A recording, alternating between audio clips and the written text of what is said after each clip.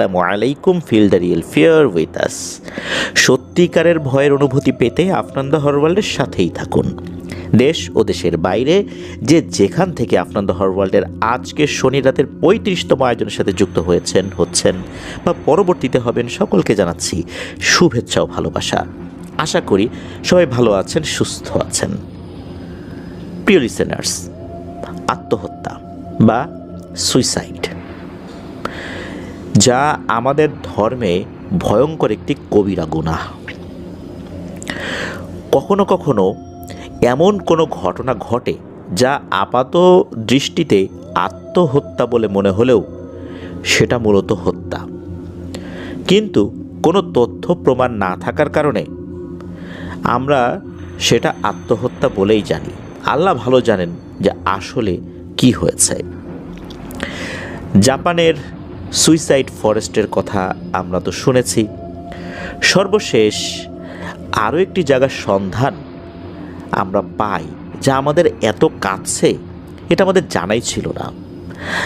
আমরা অপারেশন সুন্দরবন যে এপিসোডটি করেছি সেখানে আপনারা সেই জায়গার সন্ধান সম্পর্কে অবগত হয়েছেন, যেটা কোথায়, ওখানে আসলে কি ব্যাপারগুলো হয়ে থাকে, কেন আমরা সেখানে যেতে পারলাম না, কিভাবে আমরা বাধা পেলাম, এই বিষয়গুলো আপনারা নিশ্চয়ই অবগত হয়েছেন ইতোমধ্যে। যারা অবগত হননি তাদের জন্য বলছি যে আমাদের অপারেশন সুন্দরবন এপিসোডটি আপনারা শুনে আসবেন, তাহলে বুঝতে পারবেন যে বাংলাদেশেও একটি সুইসাইড ফরেস্ট রয়েছে যা সুন্দরবনের পাশেই। এটি সুন্দরবনেরই একটি অংশ। প্রথম যে ঘটনাটি, এই ঘটনাটি আমাদেরকে যিনি পাঠিয়েছেন তার নাম আব্দুল্লাহ আল আমিন। ওনার বাড়ি পিরোজপুর জেলার মঠবাড়িয়া উপজেলায়। উনি বর্তমানে ঢাকার মিরপুরে রয়েছেন, পড়ছেন সরকারি তিতুমির কলেজে, পাশাপাশি একটি চাকরিও করছেন। ওনার ঘটনায় চলে যাব, যেই ঘটনাটি উনি নিজেই প্রত্যক্ষ করেছেন, একবার না বারবার প্রত্যক্ষ করেছেন। ঘটনা শুরু করার আগে কয়েকটি কথা যা না বললেই নয়। প্রিয় লিসেনার্স, এই ভিডিওর লাইক বাটনে প্রেস করতে ভুলবেন না। ভিডিওর লিঙ্কটাও বেশি বেশি করে শেয়ার করে দেবার অনুরোধ করছি, যাতে অনেকেই আফনান দ্য হরর ওয়ার্ল্ডের সাথে যুক্ত হয়ে সত্য ভয়ের ঘটনার এক অনন্য অনুভূতি পেতে পারেন, আর তারাও তাদের জানা ভৌতিক ঘটনাগুলো আমাদেরকে পাঠাতে উৎসাহিত বোধ করেন। আপনারাও ঘটনা পাঠাতে পারবেন লিখে বা রেকর্ড করে afnanthehorrorworldmedia@gmail.com এই ইমেল অ্যাড্রেসে। ইমেল অ্যাড্রেসের স্পেলিংটা বলে দিচ্ছি, AFNANTHEHORRORWORLDBD afnanthehorrorworldmedia@gmail.com। ঘটনা কেমন লাগছে তা জানিয়ে ভিডিওর কমেন্ট সেকশনে কমেন্ট করতে পারেন। এছাড়া আমাদের ফেসবুক পেজ আর গ্রুপ তো রয়েছে আফনান দ্য হরর ওয়ার্ল্ড নামে, সেখানে গিয়েও আপনারা আপনাদের মতামত জানাতে পারেন। চলুন ঘটনায় ঢুকে যাই। এই যে আব্দুল্লাহ আল আমিন ভাই, উনি যে ঘটনাটি পাঠিয়েছেন, এই ঘটনাটার যদি শুরু বলতে যাই তাহলে 2014 সালের নভেম্বরের শেষ দিকে বা ডিসেম্বরের শুরুর দিকে। ওই সময় ওনার একজন চাচা, সঙ্গত কারণ তার আসল নামটি আমরা বলছি না, আসল নামটা বললে ওই এলাকার অনেকেই চিনে যাবেন, তো আমরা একটা ছদ্মনাম ব্যবহার করছি। তার নাম শামীম। উনি ওই সময়ে সিটিসেল কোম্পানিতে চাকরি করতেন। সিটিসেল যে ফোন কোম্পানি, এটা সম্পর্কে তো আমরা অবগত আছি। বাংলাদেশের প্রথম মোবাইল ফোন কোম্পানি কিন্তু সিটিসেল। এটি 2016 সালের দিক থেকে অকেজো হতে শুরু করে। এই সিটিসেল কোম্পানিতেই, অর্থাৎ সিটিসেল ফোন কোম্পানিতেই শামীম চাচা চাকরি করতেন। ওনার কাজের ব্যস্ততা ছিল খুবই মারাত্মক। বিয়ের বয়স হয়ে গিয়েছিল, যার কারণে পরিবার থেকে ওনাকে বিয়ে দেওয়ার জন্য পাত্রী খোঁজা শুরু হয়। পারিবারিকভাবেই পাত্রী দেখার কাজ চলছিল। আর এই যে শামীম চাচা, উনি কিন্তু এই আব্দুল্লাহ আল আমিন যে ভাই, ওনাদের বাসায় একসাথে থাকতেন। অর্থাৎ এই আব্দুল্লাহ ভাইয়ের পরিবার ঢাকার যেইখানে থাকতেন সেখানেই এই শামীম চাচাও থাকতেন। শামীম চাচা আর আব্দুল্লাহ ভাই এই দুইজন একই রুমে বেড শেয়ার করতেন। আবদুল্লাহ ভাই ছোট ছিলেন, যার কারণে চাচার সাথে বেড শেয়ার করতেন। তো এভাবে চলছিল। তো বিয়ে যখন সব কিছু ঠিকঠাক হয়, ঠিকঠাক হবার পর পরিবার সহ সবাই গ্রামে চলে আসেন, এই পিরোজপুরের মঠবাড়িয়া উপজেলায়। তো চলে আসার পর ধুমধাম করে বিয়ে হয়। যার সাথে বিয়ে হয় তার নামটা আমরা ছদ্মনাম ব্যবহার করব না, সেই চাচির নাম ছিল শারমিন। এই শারমিন চাচির সাথে চাচার ধুমধাম করে বিয়ে হয়ে যায়। সপ্তাহখানেক চাচা গ্রামে থাকেন। শারমিন চাচির সাথে চাচার সম্পর্কটা খুবই ভালো ছিল। দেখা গেল যে পারিবারিকভাবে বিয়ে হয়ে গেলেও কয়েকদিনের মধ্যে দুজনের মধ্যে আন্তরিকতা, পারস্পরিক শ্রদ্ধাবোধ, বোঝাপড়ার যে ব্যাপারটা, এটা অনেক খুব ভালো লেভেলে চলে যায়। এদিকে তার ছুটি তো শেষ হয়ে আসছে। সপ্তাহখানেক পর শামীম চাচা শারমিন চাচিকে রেখে উনি আবার ঢাকাতে চলে আসেন। নতুন বিয়ে, তারপরও কিন্তু চাকরির যেই প্রেশার, কাজের যে প্রেশার, এই প্রেশারের কারণে উনি ছুটির দিনগুলোতেও আসলে কোনো ফুসরতি পাচ্ছিলেন না বাড়িতে যাবার জন্য। আর ঢাকা থেকে পিরোজপুরে যাওয়া আবার আসা সময় সাপেক্ষ ব্যাপারও তো বলতে হবে, তাই না? কারণ সদরঘাট থেকে লঞ্চে যদি পিরোজপুর যেতে হয়, সারা রাত জার্নি করে যেতে হবে, আবার ফিরতে গেলেও তো ওইভাবেই আসতে হবে। অফিস থেকে কোনোভাবেই তাকে ছুটি দিচ্ছিল না। এভাবে 1 মাস, 2 মাস, 3 মাস হয়ে যায়। শামীম চাচা কোনোভাবেই বাড়িতে যেতে পারছিলেন না। এদিকে শারমিন চাচি, উনি ফোনে শামীম চাচার সাথে এই বিষয়ে কথা বলতেছেন, তুমি কেন আসো না? এদিকে শামীম চাচা বলতেন যে কিভাবে আসবো, ছুটি তো পাই না। তখন চাচি বলতেন যে আরও মানুষও তো চাকরি বাকরি করে, তারা কি আসে না? নতুন বিয়ের পর তো এমনিই মানুষ ছুটি টুটি পায়, অনেক জায়গায় বেড়াতে যেতে হয়, তো তুমি কেন ছুটি পাও না? এরকমভাবে মাঝে মাঝেই বাকবিতণ্ডা হতো, আবার নিজেরা অনেক গল্পগুজবও করতেন।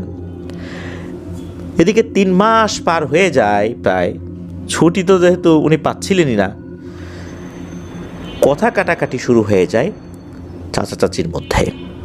একটা পর্যায়ে চাচি বলে ওঠেন, তুমি যদি না আসো কালকে তাহলে আমি গলায় দড়ি নেব। চাচাও রাগ করে ওঠেন, কারণ ওই দিন ওনার খুব প্রেশার যায়। ওনার সিনিয়ররাও ওনাকে বেশ কাজে চাপ দিয়েছিলেন, মেজাজও গরম ছিল। তো উনিও রাগ করে বলেছিলেন যে যা তুই মরগা, গলায় দড়ি দিয়ে মরগা, এরকম একটা কথা বলে ফেলেছিলেন। এই কথা বলার পর ঘটনা যেটা ঘটে সেটা আসলে কেউই আশা করেনি। এই মঠবাড়িয়া উপজেলায় গ্রামের মধ্যে যে ঘরবাড়িগুলো রয়েছে, দেখা যাচ্ছে যে টিনের ঘর, দেখা যাচ্ছে যে 1.5 তলা বা 2 তলা এরকম আছে। উপরে একটা মাচা রয়েছে, মাচার উপরে আবার পাটাতন রয়েছে, এরকম কিন্তু আছে ওই দিকটাতে। চাচি উনি এই আবদুল্লাহ ভাইয়ের দাদির সাথে ঘুমাতেন। বিয়ের পর যেহেতু চাচা চলে আসেন ঢাকাতে, দাদির সাথে ঘুমাতেন। তো দাদির সাথে ওই রাত্রে ঘুমিয়েছিলেন। হঠাৎ করেই চাচি উঠে পড়েন, উঠে ওই মাচার উপরে যে পাটাতনটা রয়েছে এর উপরে ওঠার জন্য এক ধরনের সিঁড়ির মতো রয়েছে, ময়ের মতো রয়েছে, ওই দিক দিয়ে উঠছেন। তো দাদি হালকা ঘুমের মধ্যে দেখছেন যে তার বৌমা উঠছে।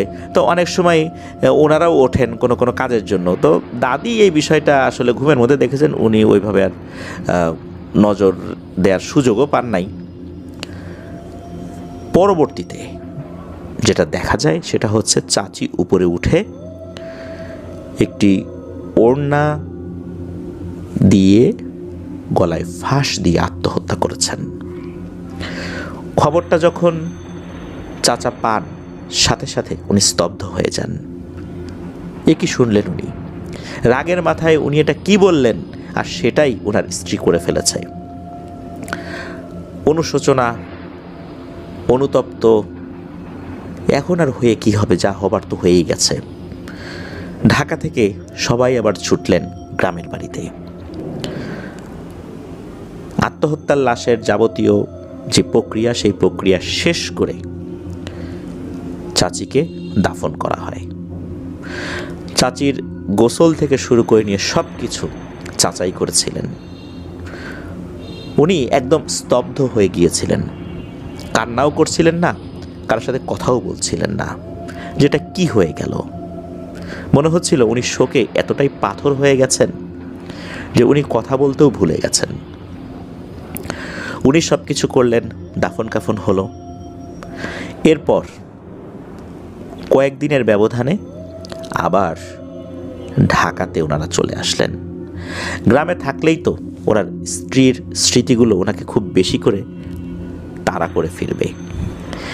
চাচি আত্মহত্যা করেছিলেন 2014 সালের 20 ফেব্রুয়ারি। 26 ফেব্রুয়ারি 2014-তে ঢাকায় চলে আসা হয়। চলে আসার কয়েকদিন পরের ঘটনা।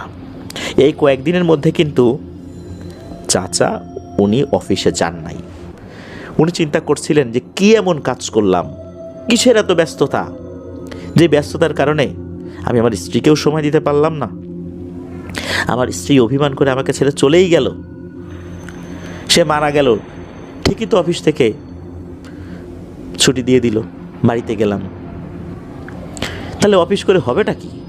যে চাকরিতে পরিবারকে সময় দেয়া যায় না, কি লাভ এই চাকরি করে? আমার স্ত্রী আমাকে ছেড়ে চলে গেল অভিমান করে। তো এইসব বিষয় নিয়ে উনি খুব চিন্তা করতেন। এই যে আব্দুল্লাহ ভাই, উনি তখন স্কুলে পড়তেন। উনি যেহেতু চাচার সাথে বেড শেয়ার করতেন, যার কারণে স্কুল থেকে ফিরে এসে ওনাকে তো ওনার রুমে যেতে হবে, ড্রেস চেঞ্জ করতে হবে। তো চাচা তো আর অফিসে যাচ্ছিলেন না, বাড়িতেই ছিলেন। আর ওনাকে কেউ বিরক্তও করতো না খুব একটা, কারণ যেহেতু উনি একটা প্রচণ্ড রকমের মানসিক শক খেয়েছেন ওনার স্ত্রীর মৃত্যুতে, যার কারণে ওনাকে কেউ বেশি ডাকতো না, উনি ওনার মতো করে থাকছিলেন আর কি। সকালবেলা যখন আব্দুল্লাহ ভাই স্কুলে চলে যান, এরপর থেকেই নাকি এই চাচা উনি ঘরের দরজা বন্ধ করে রেখেছেন। এদিকে বিকেলের দিকে যখন আব্দুল্লাহ ভাই স্কুল থেকে ফিরেছেন, ফেরার পরে দেখেন দরজা বন্ধ। উনি ডাকছেন যে চাচা চাচা দরজাটা খোলো, আমার তো ড্রেস চেঞ্জ করতে হবে, ব্যাগটা রাখতে হবে, ফ্রেশ হতে হবে। দরজা আর খোলে না। এদিকে আব্দুল্লাহ ভাইয়ের আম্মু ওখানে আসেন, এসে বলে যে ভাই দরজাটা খোলো, আব্দুল্লাহ তো বাইরে দাঁড়িয়ে আছে, কি হলো তোমার, সারাদিন ভিতরে বসে আছো, দুপুরেও কিছু খেলে না। তো এইভাবে অনেকক্ষণ যখন ডাকাডাকি হচ্ছে, উনি দরজা খোলেন না, তখন আব্দুল্লাহ ভাইয়ের মায়ের কেমন যেন একটা সন্দেহ হয়। উনি একটা চেয়ার নিয়ে আসেন, চেয়ার নিয়ে এসে দরজার উপরে একটা ফাঁকা জায়গা ছিল, ওই দিকটা দিয়ে যখন তাকিয়েছেন, উনি প্রচণ্ড জোরে দিয়েছেন একটা চিৎকার। কারণ চাচা উনি ফ্যানের সাথে দড়ি ঝুলিয়ে আত্মহত্যা করেছেন। উনি মানসিক চাপ আর নিতে পারেন নাই, এই শোক উনি সইতে পারেন নাই।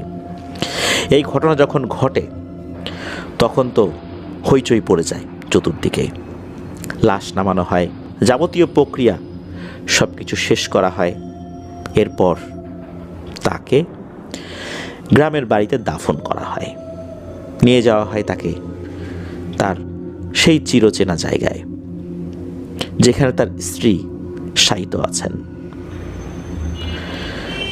কিভাবে সব কিছু যেন শেষ হয়ে গেল। সদ্য বিবাহিত এক দম্পতি অভিমান করে একে অন্যকে ছেড়ে চলেই গেলেন।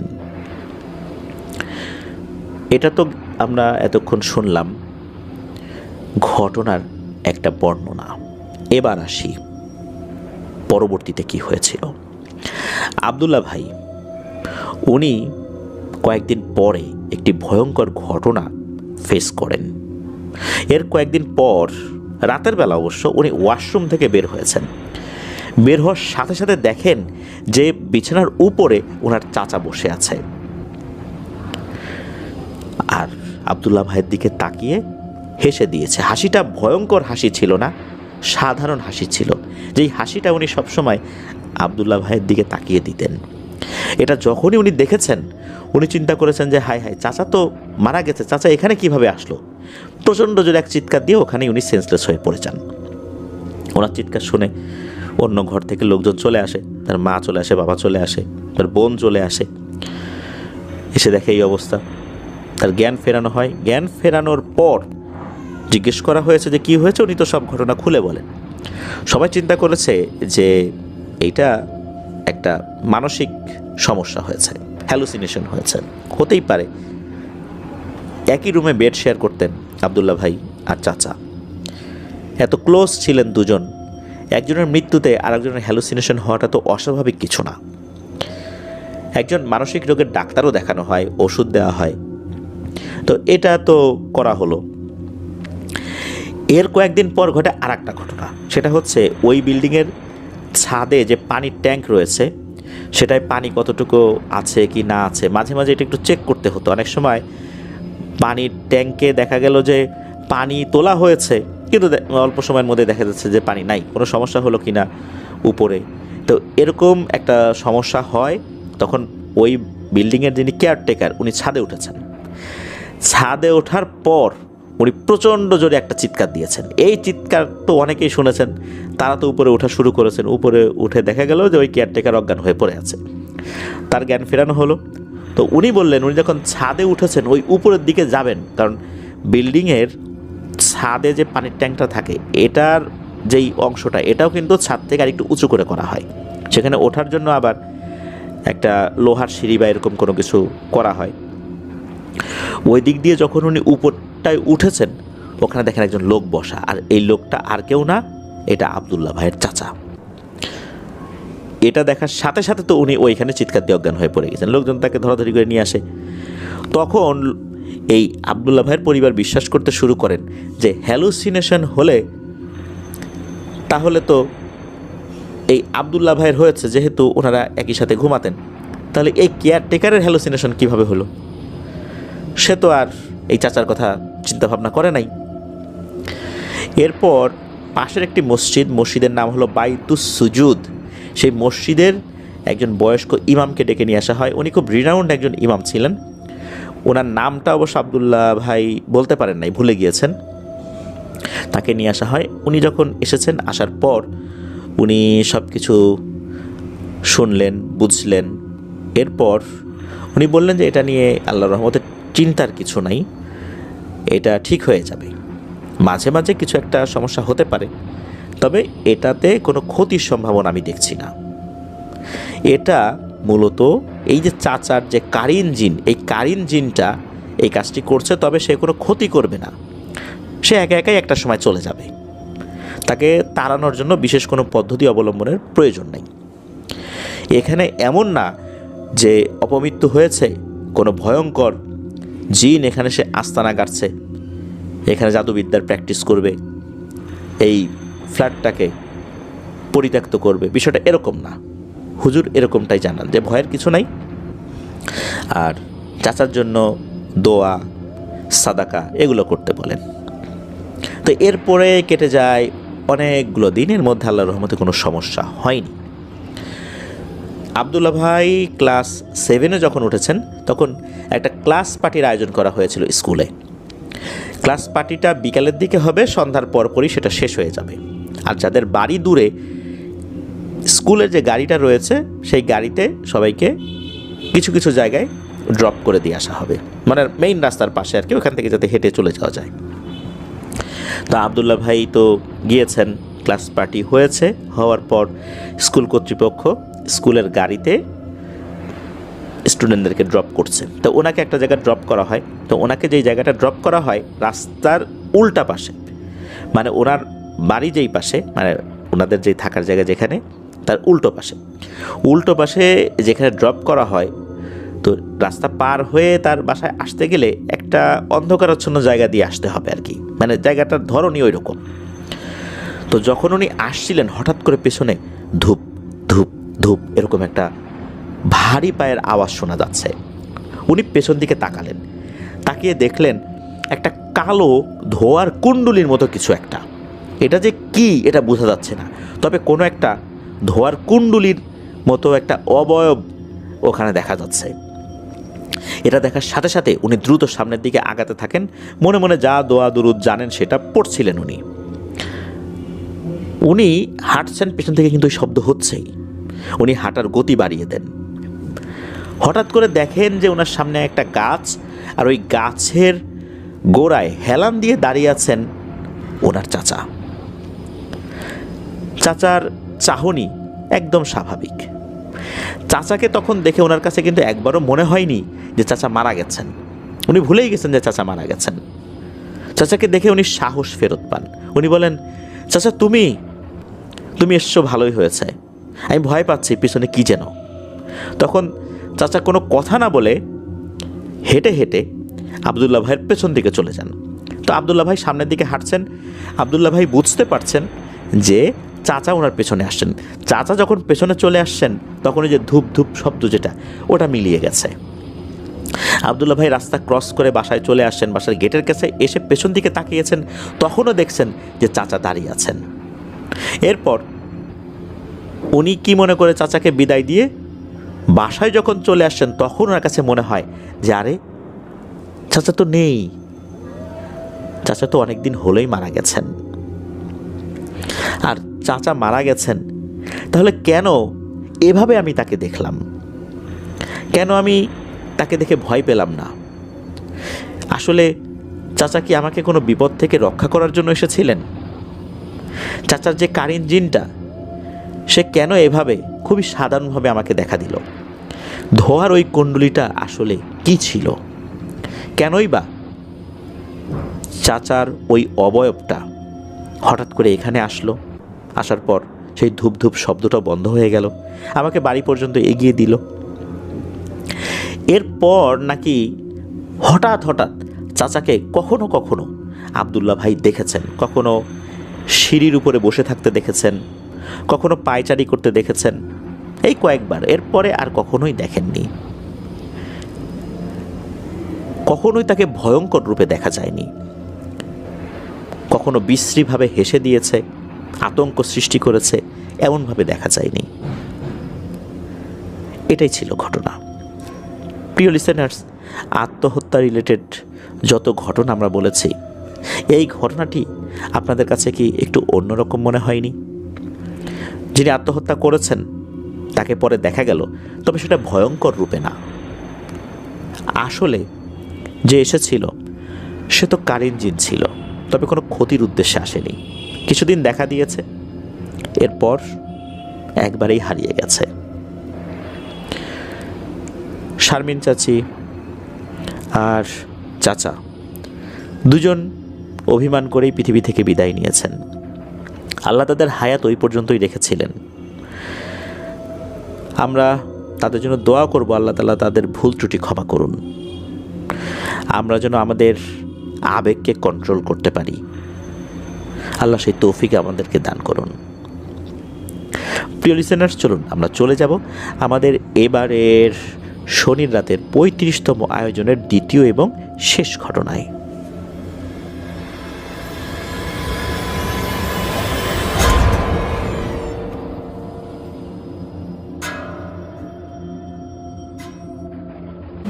ফিরে এলাম প্রিয় লিসেনার্স আমাদের এবারের শনির রাতের ৩৫তম আয়োজনের দ্বিতীয় এবং শেষ ঘটনায়।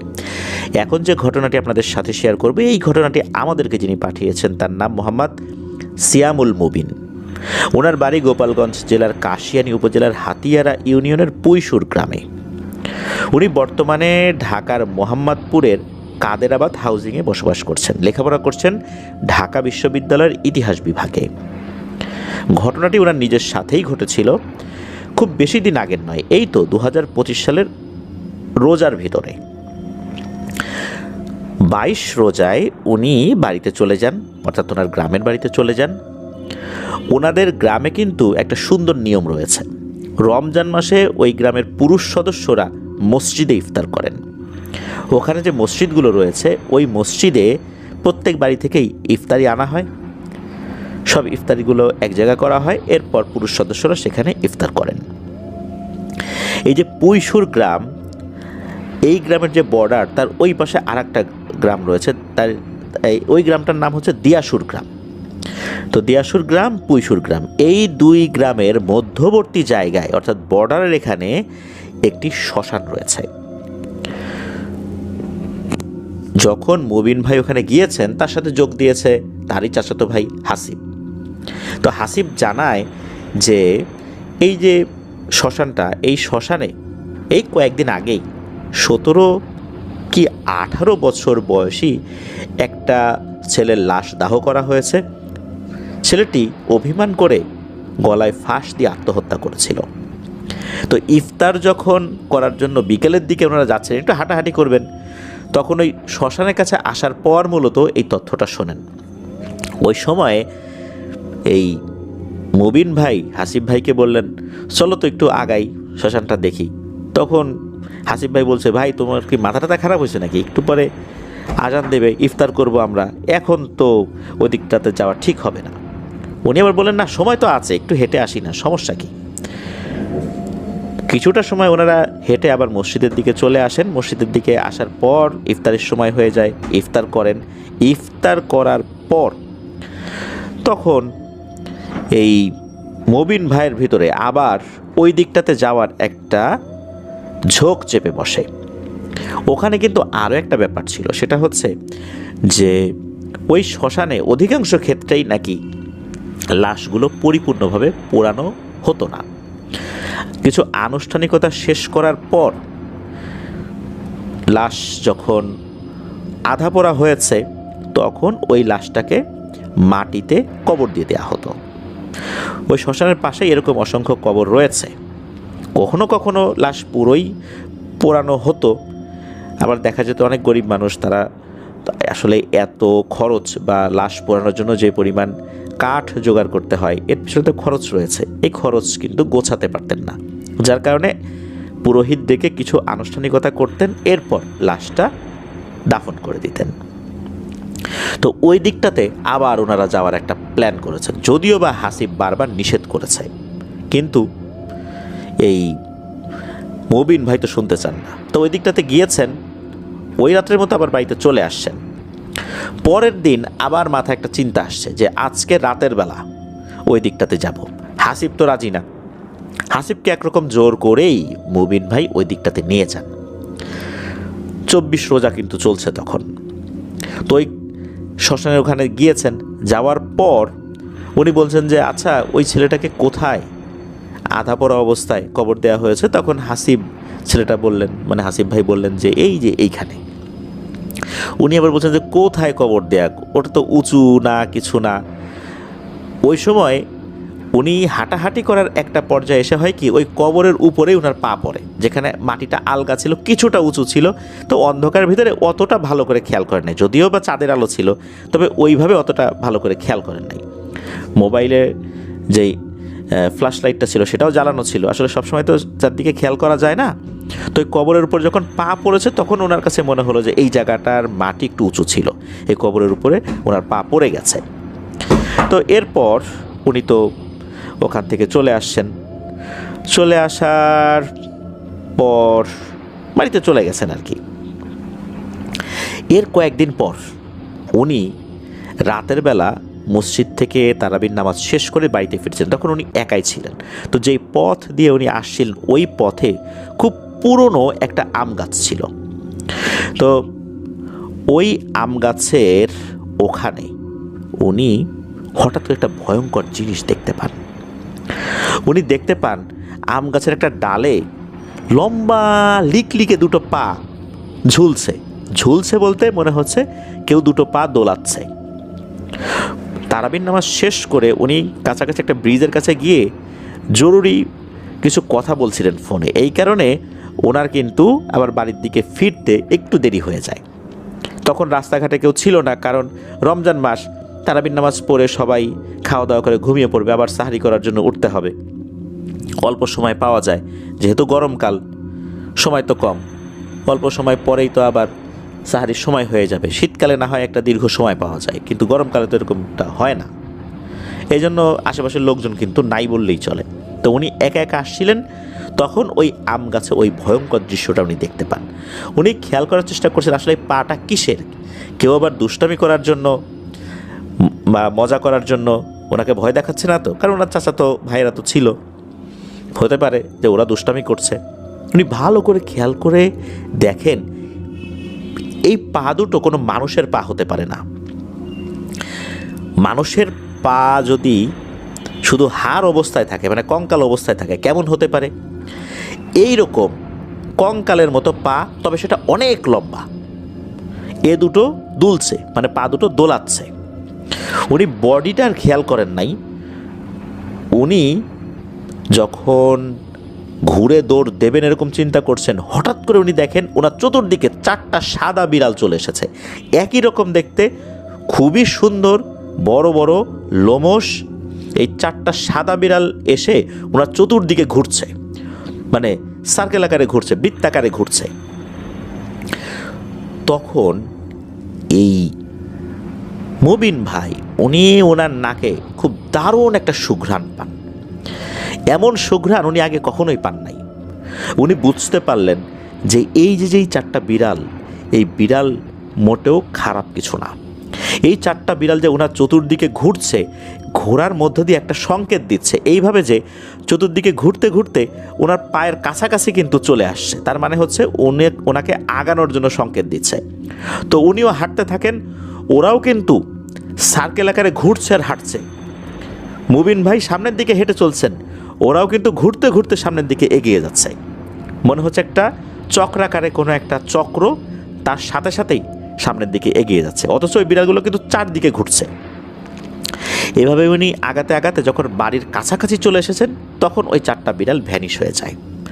এরপর উনি যখন ঘরের ভিতর ঢুকবেন, হঠাৎ করে পেছন থেকে খুবই গম্ভীর কণ্ঠে এবং ভাঙা গলায়, মানুষের গলা ভেঙে গেলে যেরকম হয়ে যায় না, কণ্ঠটা যেরকম শোনা যায়, ওই রকম গলায় কেউ একজন বলে ওঠে, আজকের মতো তুই বেঁচে গেলি রে, আবার তোকে আবার যদি পেয়েছি তখন দেখবি কেমন লাগে। উনি তো এইটা শোনার পর দৌড়ে ঘরে চলে গেছেন। তারপর এই বিষয়টা পরিবার সদস্যদের সাথে শেয়ার করেন। ওনার মা বাবা তো খুব বকাঝকা করছেন যে তোমার কেন এত রাতের বেলা ফোনে কথা বলার জন্য ওইদিকে যেতে হবে, বাসায় এসে কথা বলতে পারতা। উনি বলেছেন যে আসলে বাসায় এসে কথা বলবো, অনেক সময় নেটওয়ার্কে ঝামেলা করে, এই জন্য ওখানে ফাঁকা জায়গায় দাঁড়ায় দাঁড়ায় কথা বলছি। যাই হোক, পরবর্তীতে কিছু হুজুরকে ডেকে নিয়ে আসা হয়। উনি কিছু মধু পরা দেন, পানি পরা দেন। উনি বলেন যে মধুটা সাহরির সময় পানির সাথে মিশিয়ে খেতে, আর ইফতারের সময় পানিটা খেতে, আর ওই পানির কিছু অংশ গোসলের সময় যেন উনি মিশিয়ে গোসল করেন। তো এটা করেছেন, গ্রামে আর কোনো সমস্যা ওনার হয়নি। এরপর উনি ঢাকাতে চলে আসছেন। ঢাকাতে আসার পর উনি চট্টগ্রামে যাওয়ার জন্য বিশেষ একটা আসলে কাজ হাতে নিয়েছেন। বিশেষ কিছু কাজে ওনাকে মাঝে মাঝেই চট্টগ্রামে যেতে হতো, 1 মাসে একবার বা 2 মাসে একবার। তো উনি চট্টগ্রামে গিয়েছেন। উনি চট্টগ্রামে যান হচ্ছে রাতের যে শেষ ট্রিপটা আছে সৌদিয়া গাড়ির, ওই সৌদিয়া গাড়ির যে শেষ ট্রিপ, ওটাতে ওঠেন যাতে করে দেরিতে নামা যায়। তো সৌদিয়া গাড়িতে উঠে উনি জিএসএ মোড়ে নামতেন চট্টগ্রামের। এরপর উনি সারাদিন জরুরি কাজ করতেন, আর সন্ধ্যার দিকে উনি গাড়িতে উঠতেন যাতে করে ঢাকাতে রাত মোটামুটি 1টা 12টা এরকম একটা সময়ের মধ্যে ঢাকাতে ঢুকে পড়া যায়, বাসায় এসে উনি ঘুমাতে পারেন। টানা 2 রাত আর কি উনি বাসে জার্নি করতেন না, 1 রাত তো জার্নি করেছেনই। তো ফেরার সময় সন্ধ্যার পর একটা ঘুম হয়েই যেত বাসের মধ্যে। তো উনি ওনার কাজ শেষ করে উনি আবার গাড়িতে উঠেছেন। তো উনি যেই গাড়িটাতে উঠেছেন, এই গাড়িটা যখন ওনাকে তুলেছে, ওনার কিন্তু আসলে মনে ছিল না যে এই গাড়িটা আসলে কোন রুটের। এই গাড়িটা মূলত ছিল অন্য রুটের, মানে যাত্রাবাড়ি এসে এই গাড়িটা দক্ষিণবঙ্গের দিকে চলে যাবে। যখন কুমিল্লাতে আসার পর সেখানে যে টাইম স্কোয়ার আছে, যেখানে যাত্রা বিরতি দেওয়া হয়, সেখানে যিনি চেকার রয়েছেন উনি এসে বলেন যে আমাদের গাড়িটা কিন্তু অন্য রুটের, আপনাদেরকে অবশ্যই যাত্রাবাড়িতে নেমে যেতে হবে। তখন তো এই মুবিন ভাইয়ের মাথায় স্ট্রাইক করেছে যে হাই হাই এ কী করলাম, টিকিটটা যখন কাটলাম তখন তো একবারও জিজ্ঞেস করলাম না যে গাড়িটা কোন পর্যন্ত যাবে। কিছু গাড়ি আছে আবদুল্লাপুর পর্যন্ত যায়, কিছু গাড়ি আছে গাবতলী হয়ে উত্তরবঙ্গের দিকে চলে যায়, কিছু গাড়ি আছে সাতক্ষীরা, খুলনা, বাগেরহাট ওই দিকে চলে যায়, কিছু গাড়ি আছে বরিশালের দিকে চলে যায়। তো উনি মনে করেছিলেন যে এইটা সম্ভবত লাস্ট ওই কল্যাণপুর বা গাবতলী পর্যন্ত যাবে, কিন্তু এটা উনি ভুল করেছিলেন, উনি বুঝতে পারেন নাই। এখন যাত্রাবাড়িতে তো নেমে যেতে হবে, তো যাত্রাবাড়ি যখন উনি নামবেন তার আগে একজন ব্যক্তির সাথে ওই বাসের মধ্যেই পরিচয় হয়, ওনার ঠিক পিছনের সিটে বসা ছিলেন। তো উনি আবার এই শঙ্কর, ধানমন্ডি শঙ্কর যেই জায়গাটা, ওই জায়গায় আসবেন। তো ভালোই হলো, কাছাকাছি যাওয়া যাবে। উনি তো মোহাম্মদপুরের কাদেরাবাদ হাউজিংয়ে থাকেন আর কি। ওনার সাথে কথাবার্তা হলো। যখন বাস থেকে নেমেছেন তখন তো ওই সময়, ওই রাতের বেলা, রাত তখন প্রায় 2টার মতো বাজে, ঈদের পর এই ঘটনা কিন্তু। আর ঈদের পর তখনও কিন্তু মানুষজন অতটা আসলে আসে নাই ঢাকা শহরে, লোকজনও কম। তখন তো আর এই যে মিনি বাসগুলো তখন ওই রাতের বেলা চলছে না, সিএনজি আছে বেশ কিছু। সিএনজি এত রাতে যাত্রাবাড়ি থেকে এই মোহাম্মদপুরের দিকে আসতে চায় না। একটা সিএনজি পাওয়া গেল, 1000 টাকা চাইলো, লাস্ট 800 টাকা হলে যাবে এরকমটা বলল। এখন ওই সময় ওনার পকেটে ছিল মাত্র 500 টাকা, উনি স্টুডেন্ট মানুষ, 800 টাকা দিয়ে সিএনজিতে যাওয়ার মতো কিন্তু ওই সময় ওনার মানিব্যাগে টাকা ছিল না। এখন কি করা যায়? তখন ওই যে লোকটা, ওই লোকটাও তো বাস পাচ্ছে না। তখন দুইজন মিলে চিন্তা করলেন যে ভাই আসলে চলেন আমরা শেয়ারে যাই, আপনি 400 টাকা দিবেন, আমি 400 টাকা দিব, আমি শঙ্করের ওখানে নেমে যাব, আপনি কাদেরাবাদ হাউজিংয়ে চলে যাবেন। যেহেতু একই বাসে ওনারা এসেছিলেন, কিছুটা কথাবার্তা হয়েছে, তো দুজন সানন্দেই সিএনজিতে উঠে পড়লেন। সিএনজি চালক চালানো শুরু করে দিলেন। তো ঠিকঠাক মতোই গাড়ি চালিয়ে মোটামুটি চলে আসছেন আজিমপুরের কাছাকাছি। আজিমপুরের কাছাকাছি আসার পর ওই লোকটার আবার একটা ফোন আসে। এরপর এই মুবিন ভাইকে বলেন যে ভাই আমি শঙ্কর পর্যন্ত যাব না, আমি ঢাকা কলেজের এখানে নেমে যাব, কিছু মনে করবেন না, আপনি একাই যান, আমি আমার ভাড়ার অংশটা দিয়ে দিচ্ছি। তো এটা বলার পর উনি ভাড়ার ওই অংশটা দিয়ে উনি ওখানে নেমে যান। নেমে যাওয়ার পর এদিকে মুবিন ভাই তো একা হয়ে গেছেন, ওনাকে একাই যেতে হবে। তো সিএনজি চালক তাকে নিয়ে যাচ্ছেন। তো সিটি কলেজের ওখানে এসে হাতের বাম দিকে মোড় নিয়ে কিন্তু পপুলার ডায়াগনস্টিক সেন্টার রয়েছে, এরপরে আরও সামনে এগিয়ে গেলে সীমান্ত স্কোয়ার রয়েছে, এদিক দিয়ে যেতে হবে আর কি। তো যখন পপুলার ডায়াগনস্টিক সেন্টারটা পার হয়েছে, হঠাৎ করে ওই সিএনজিটা আস্তে আস্তে স্লো হতে থাকে, মনে হচ্ছে আস্তে আস্তে স্লো হয়ে যাচ্ছে, অথচ রাস্তা কিন্তু একদম ফাঁকা। স্লো হতে হতে যখন ওই সীমান্ত স্কোয়ারের কাছে সিএনজিটা আসে, তখন ঘটে একটা ভয়ঙ্কর ঘটনা।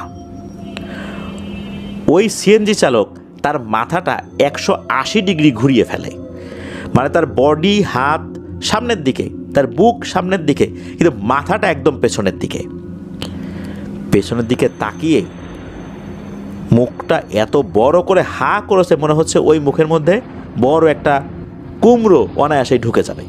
দাঁতগুলো সুচালো, এলোমেলো, বড় বড়, ভয়ঙ্করভাবে হা করে মুবিন ভাইকে বলছে, কিরে চিনতে পারছিস আমাকে, আমি কে? এইটা যখন উনি দেখেছেন, উনি তো প্রচণ্ড জোরে একটা চিৎকার দিয়েছেন, ওনার আর কিছু মনে নাই। ওনার যখন জ্ঞান ফেরত আসে ফজরের আজানে, উনি তখন দেখলেন মোহাম্মদপুর যে বাস স্ট্যান্ড রয়েছে ওখানে আল্লাহ করিম মসজিদ রয়েছে, যারা ওই এলাকায় আছেন তারা চিনতে পারবেন। ওই আল্লাহ করিম মসজিদের বারান্দায় উনি পড়ে রয়েছেন। তো উনি চিন্তা করলেন কী ব্যাপার, আমি এখানে কিভাবে আসলাম, আমি তো ছিলাম সিএনজির ভেতরে, কি হলো আমার সাথে? মসজিদের যিনি খাদেম উনি এসে বলছেন যে ভাই আপনি এখানে পড়ে আছেন, আপনি তো মসজিদের বারান্দায় যে ঘুমাবেন এরকম লোক বলে তো মনে হচ্ছে না, তো বারান্দায় ঘুমিয়ে আছেন কেন ভাই? তখন উনি বলেন যে ভাই আমি তো আসলে এদিকে ছিলাম না, আমি তো কীভাবে যে আসলাম বলতে পারছি না। তখন খাদেম কিছুটা আঁচ করতে পারলেন, উনি তাকে মসজিদের ভেতরে নিয়ে গেলেন, বলে যে ভাই আপনি বসেন, হাত মুখ ধোন। এরপর মুয়াজ্জিনের সাথে এই বিষয়ে কথা হয়। মুয়াজ্জিন সাহেব সব কিছু বিস্তারিত শোনার পর ওনার পরিচিত একজন হুজুরের নম্বর দেন মুবিন ভাইকে। মুয়াজ্জিন সাহেব বলেন যে আপনি হুজুরের সাথে ফোনে পরবর্তীতে যোগাযোগ করে দেখা করেন, আশা করি আপনার এই সমস্যার সমাধান হয়ে যাবে ইনশাল্লাহ। তা মুবিন ভাই বাসায় চলে আসেন, ফ্রেশ হয়ে ঘুম দেন, এরপরে হুজুরের সাথে ফোনে কথা বলে তার সাথে দেখা করেন। হুজুর ঢাকারই একজন বাসিন্দা, তার সাথে দেখা করার পর হুজুর একটু সময় নিয়ে এক অন্য ধরনের তথ্য জানান, যা মুবিন ভাই জানতেনই না। মুবিন ভাই হুজুরের মুখে শোনেন যে মুবিন ভাইয়ের আম্মুর সাথে একটা সময় 4টা ভালো জিন ছিল। এই জিনগুলোকে কোনো কারণে ছাড়ানো হয়েছিল, ছাড়ানো হলেও এই জিনগুলো কোনো না কোনোভাবে এই পরিবারকে সেভ করার চেষ্টা করত। ওই রাত্রে যখন আম গাছে 2টো পায়ের অবয়ব দেখা যায়, তখন ওই সময়ে ওই 4টা জিন এসে সেভ করে তাকে বাড়ি পর্যন্ত নিয়ে গিয়েছিল। মূলত শ্মশানে যে কবরটা ছিল, ওই কবরের উপর অনাকাঙ্ক্ষিতভাবে পা পড়ে যাওয়ার কারণে ওখানে থাকা একটি জিন ক্ষিপ্ত হয়ে এই মুবিন ভাইয়ের পিছু নিয়েছিল। বাড়িতে পৌঁছানোর পর যখন ওই 4টা জিন চলে যায় ওখান থেকে, এরপর গম্ভীর স্বরে কিন্তু বলেছিল যে আজকের মতো বেঁচে গেলি, আবার দেখে নেব, এরকম একটা কথা বলেছিল। আর এই যে যেই রাত্রে সিএনজিতে যেই ঘটনাটা ঘটল, তখন জানা গেল যে এই যে সিএনজি চালক তিনি সিএনজি চালকই ছিলেন বা এরকম কিছু একটা ছিলেন। ওই সময় ওই সিএনজি চালকের ভেতরে ওই ভয়ঙ্কর জিনটা এসে ভর করেছিল, আর তখন এই ঘটনাটি ঘটিয়েছে। তখন সিএনজির মধ্যেই মেরে ফেলতো, তখন নাকি মেরে ফেলার জন্য ওই অবয়বটা সিএনজির ভেতর থেকেই হাত ঢুকিয়ে দিয়েছিল ওনার গলা পর্যন্ত। আমরা দেখি সিএনজির ভিতরে কিন্তু চালক এবং যাত্রীর মাঝখানে একটা ব্যারিকেড থাকে, একটা শেড থাকে, ওর ভেতর দিয়েই নাকি হাত ঢুকিয়ে দিয়েছিল, কিন্তু আল্লাহর রহমতে মারতে পারে নাই। ওই 4টা জিন এসে হাজির হয়েছিল, আর ওই 4টা জিনই ওখান থেকে সেভ করে এই মসজিদের বারান্দায় রেখে যায়। তো এই বিষয়টা জানতে পারেন। পরবর্তীতে ওনার মায়ের সাথে কথা বলেছিলেন, ওনার মাও বলেন হ্যাঁ, ছোটোবেলায় তার উপর কিছু জিনের প্রভাব হয়েছিল, জিনগুলো ভালো হলেও ওই লোড উনি নিতে পারতেন না, অনেক সমস্যা দেখা দিত, যার কারণে ভালো হুজুরের মাধ্যমে জিনগুলোকে ছাড়ানো হলেও ওই জিনগুলো বিভিন্নভাবে উপকার করার চেষ্টা করে, কাছে আসে না, উপকার করার চেষ্টা করে।